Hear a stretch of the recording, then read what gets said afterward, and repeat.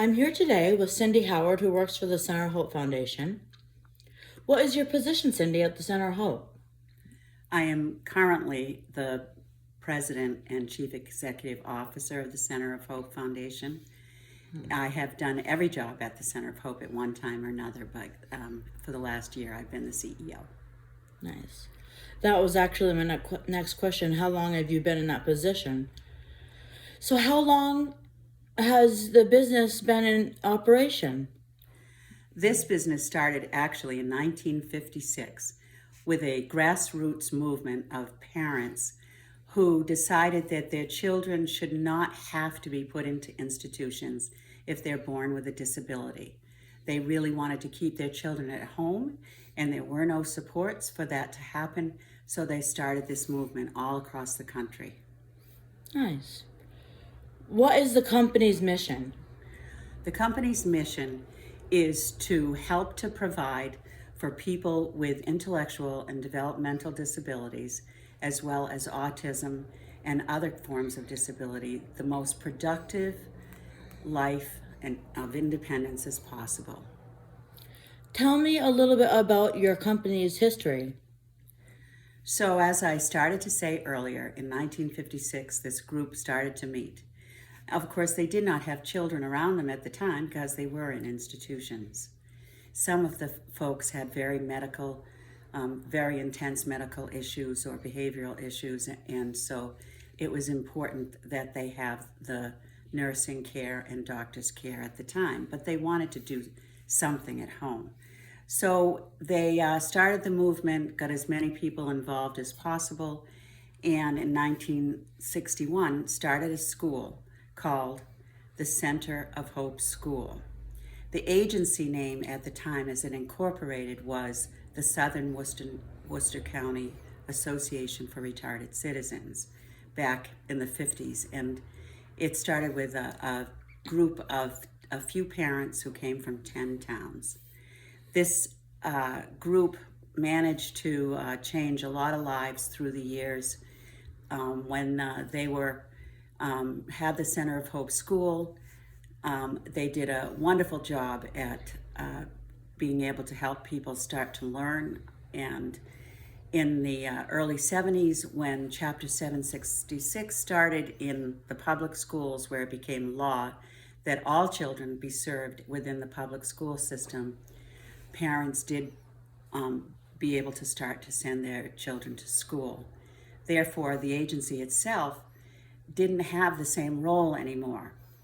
It was still one chapter of the ARC, which is still the oldest and the largest organization in the world serving people with intellectual and developmental disabilities.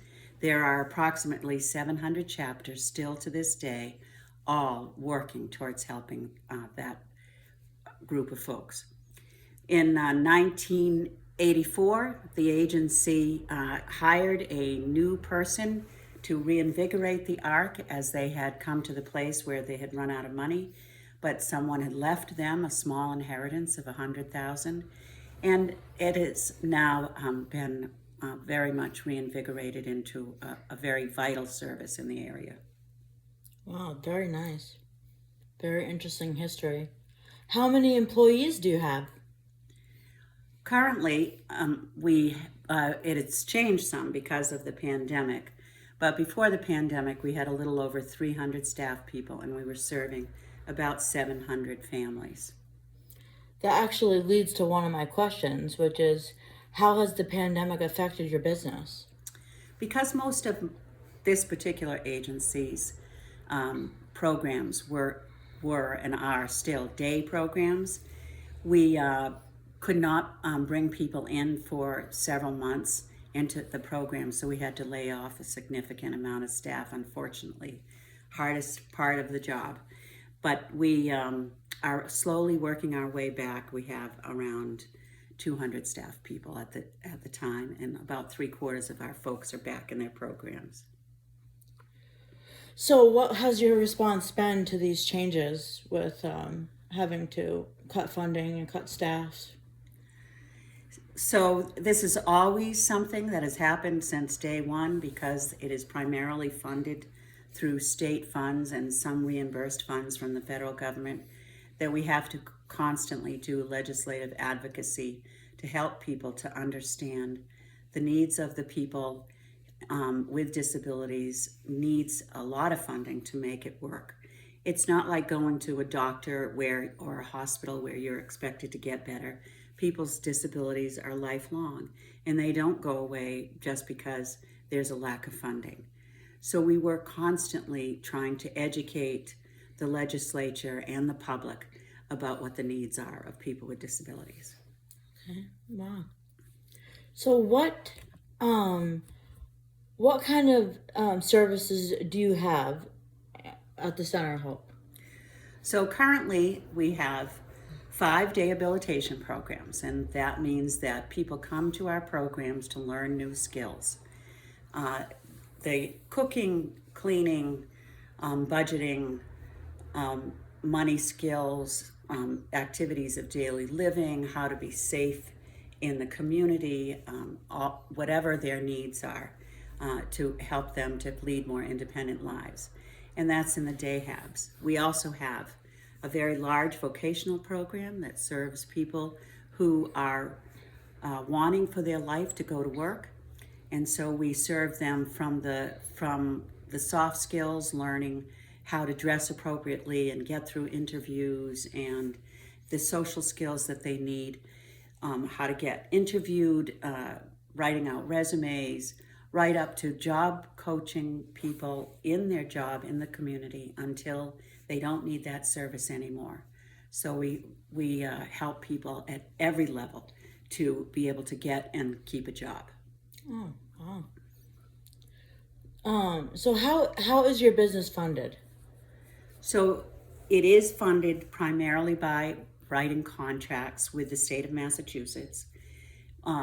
We do have some fundraising, but it does not nearly come to the level. We live in a poor area in the state that to completely fund the programs that we serve. But of course, we do as much involvement with the community as we can and are well known in our area. So it is basically contracts with the state of Massachusetts. I know you have some businesses. What are some of your businesses that you have?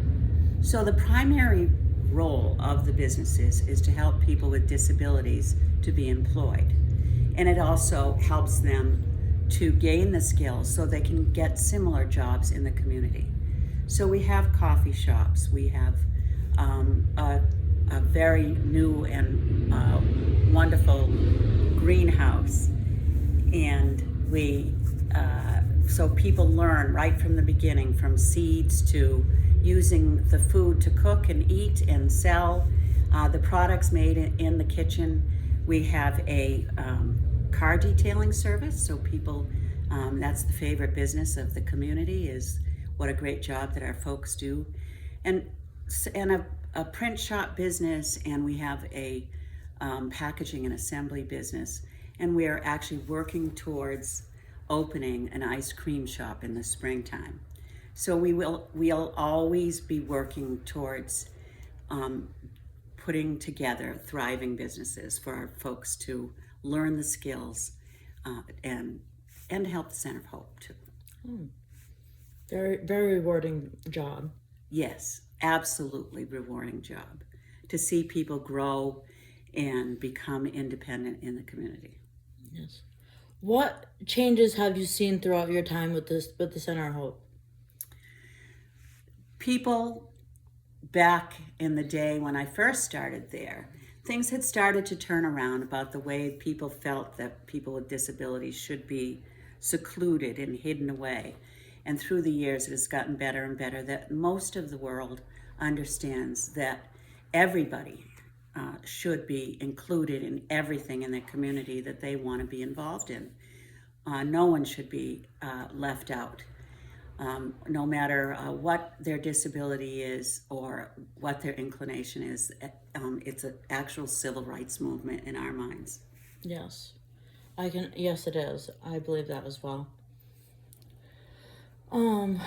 So what are some obstacles that your businesses had to overcome? Of course, attitudes. I think sometimes even right from special education, some people still don't see or understand that people with disabilities can learn and should have every opportunity to learn.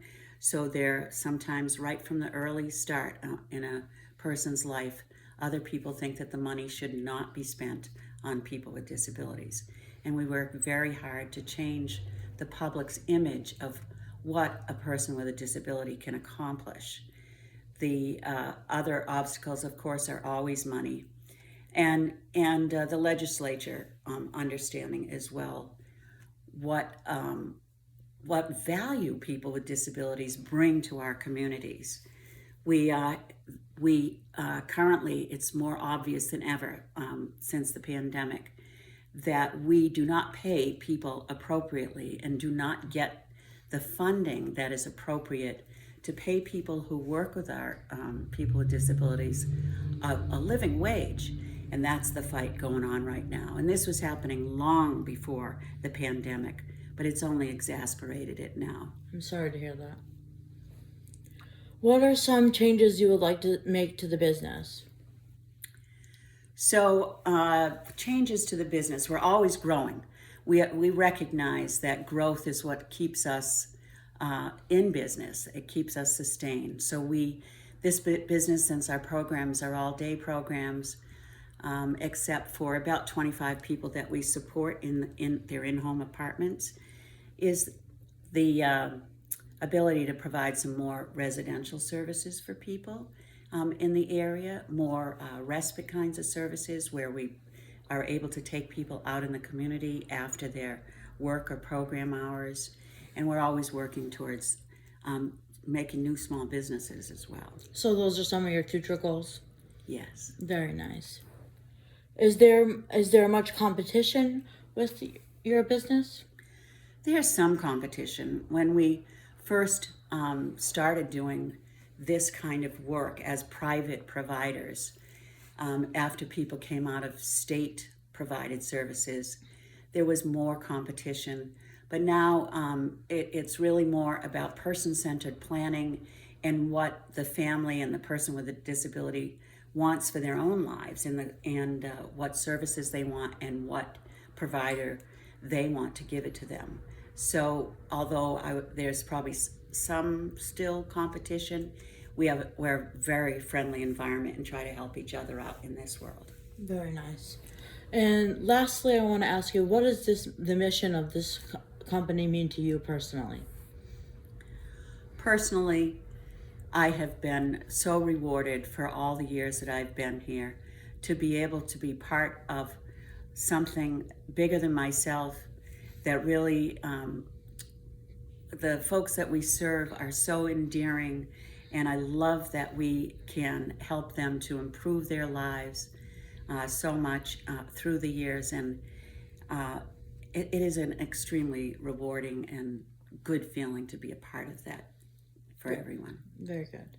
Well, thank you very much, Cindy. Very nice speaking with you today. Thank you.